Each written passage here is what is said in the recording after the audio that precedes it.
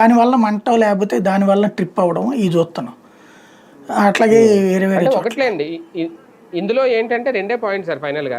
నాసిరకం మెటీరియల్స్ వాడేయడం వల్ల ఇలాంటి ప్రమాదాలు జరుగుతున్నాయా, నిర్మాణంలో కూడా ఇంతకుముందు ఆ లీక్లు ఇవన్నీ చూసుకున్నప్పుడు ఇవన్నీ గుర్తొస్తాయి ఇలాంటి టైం జరిగినప్పుడు.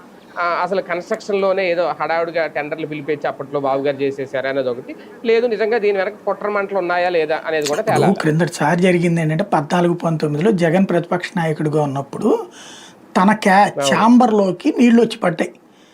అప్పుడు ఇట్లాగే కుట్ర అని చెప్పి చెప్పారు, స్లాబ్ కారినీయ నీళ్ళు అంటే కుట్ర జగనే చేయించుకున్నాడు, అక్కడ బొక్క పెట్టాడు.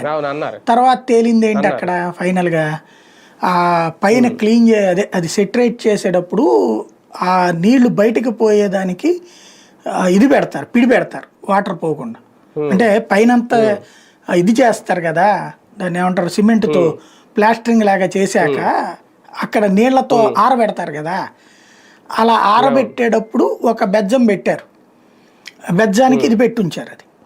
అది కాస్త ఊడింది అక్కడ, అది లోపలికి నీళ్ళు వచ్చినాయి. దాన్ని ఆ రోజున జగనే చేయించాడని చెప్పి దాని మీద దర్యాప్తు చేసి ఏం తేల్చారు? మరి జగన్ చేయించుంటే అరెస్ట్ చేయాలిగా, వైసీపీ వాళ్ళు చేయించుంటారని ఓ పెద్ద సినిమా చేశారు. అక్కడ చిలవలు పలవలు చేసి బతకడం అనేటటువంటిది ఇక్కడ మన రాష్ట్రంలో దరిద్రం అండి. చిలవలు పలవలు చేసి చిన్న ఇష్యూస్ని ఏదో జరిగిపోతున్నట్టు డ్రామా చేయించడం, పెద్ద పెద్ద ఇష్యూస్ని చాలా లైట్ తీసుకోవడం మనకు దరిద్రం. అది ఆంధ్రాకి పట్టిన దరిద్రం ఏంటంటే